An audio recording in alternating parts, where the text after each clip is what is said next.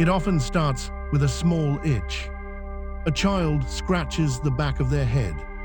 A parent looks a little closer and notices something moving. Tiny insects clinging to hair, feeding on blood from the scalp. These are head lice. Head lice are small, wingless parasites that live on the human scalp.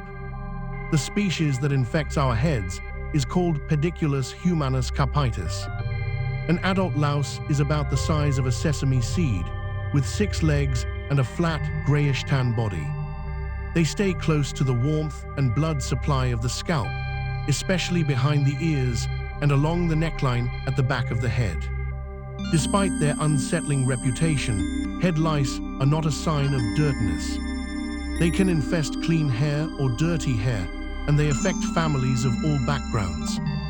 Like many parasites, head lice have a life cycle that is perfectly tuned to their host. It begins with the egg. Female lice lay tiny eggs, called nits, and glue them firmly to the base of hair shafts near the scalp. Nits are oval, usually yellowish or white, and can be hard to distinguish from dandruff or hair product. Unlike flakes, though, nits are stuck in place and do not easily brush off. Within about 8 to 9 days, each nit hatches into a nymph, an immature louse that looks like a smaller version of the adult. Nymphs must feed on blood to survive and grow. Over roughly 9 to 12 days, they molt several times and become adults. Adult lice continue to live on the scalp, feeding multiple times a day. They can live for around 30 days on a person's head, but if they fall off and cannot feed, they usually die within 1 or 2 days. A single female louse can lay several eggs each day, enough to quickly establish a population if the infestation goes unnoticed. How do lice move from one head to another? Head lice cannot fly. They cannot jump. They move by crawling, and they are surprisingly fast for their size. The main way they spread is through direct head-to-head contact, hair touching hair. This often happens when children play, hug, or lean close over screens, books, or desks. Infestations are most common in preschool and elementary school-age children, and then spread to family members and caregivers who have close contact with them. Sharing personal items plays a smaller role, but it can still matter. Lice can sometimes spread through shared hats, scarves, hairbrushes, headphones, or pillowcases, especially within a short time window. Pets do not spread head lice. Human head lice are adapted to humans and do not live on dogs, cats, or other animals. What do lice do to the body? Their bites can cause itching as the skin reacts to lice saliva. People may feel a tickling sensation of something moving in their hair. Scratching can lead to small sores, which can occasionally become infected with bacteria.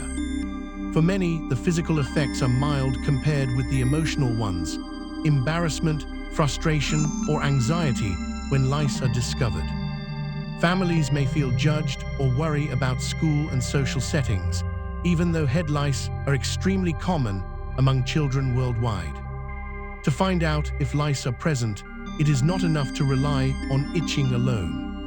The most reliable sign of an active infestation is finding live lice on the scalp or hair, or seeing viable nits close to the scalp. Wet combing with a fine-toothed lice comb and good lighting can help detect moving lice. Nits found far down the hair shaft, more than about a quarter inch from the scalp, are often empty shells or non-viable eggs.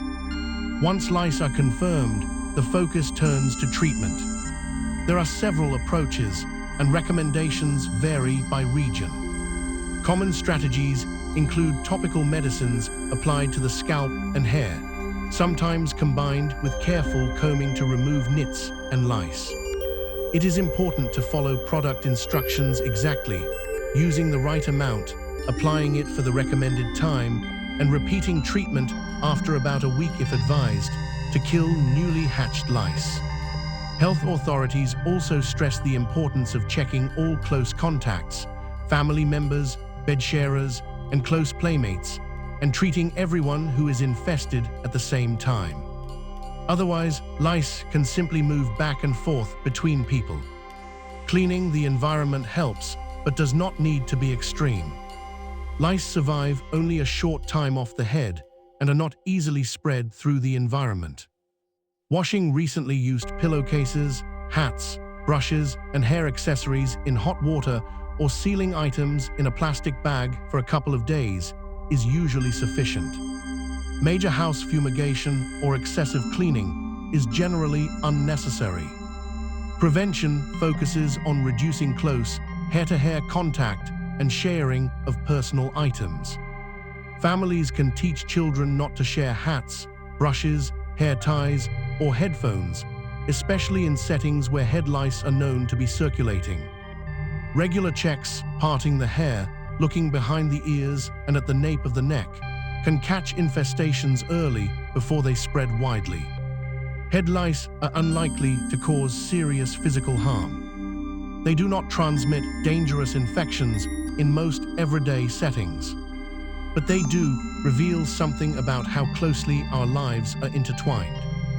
A game, a hug, a shared headphone, simple acts of connection are all it takes for these tiny parasites to move from one person to another.